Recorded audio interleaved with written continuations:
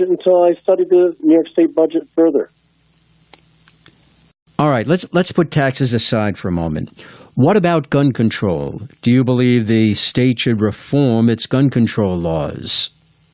Are you talking about the Second Amendment, or are you talking about the SAFE Act? The Second Amendment is part of the federal Constitution. The state of New York has no power to alter the U.S. Constitution. You're running for the state legislature, which does have the power to regulate firearms within the limits of the federal Constitution. So do you believe Albany should pass tighter gun regulations or not? Depends on what you're talking about. If you want to know my platform and you want to know where I stand on issues, I believe in the Second Amendment. I also believe that we need to make major reforms to the SAFE Act. I also believe that it's not unrealistic to have a 21-year-old age requirement on purchasing guns.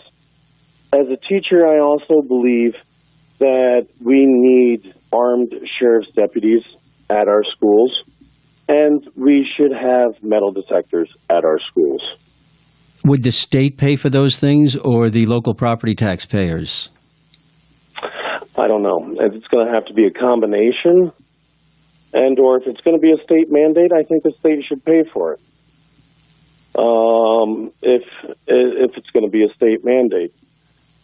And if you look, at it in the big picture of things, a sheriff's deputy, a metal detector, we're talking about probably around $75,000 to $100,000 a year to make our schools safe. I think that's a small price to pay in the overall picture of a school budget.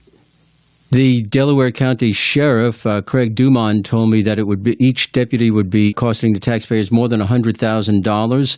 He cited salary, fringe benefits, the need for a vehicle, and that was not including a metal detector. That's not what Craig Apple, the Albany County Sheriff, and several other people have said or given in their estimates of what it would cost. On the same subject, President Trump said that he thought it would be a good idea to arm teachers in schools. Do you agree with that? No, I don't agree with that at all. As a teacher, there's definitely arming teachers is a horrible idea. And I would think that should be one of the last resorts that we think about doing.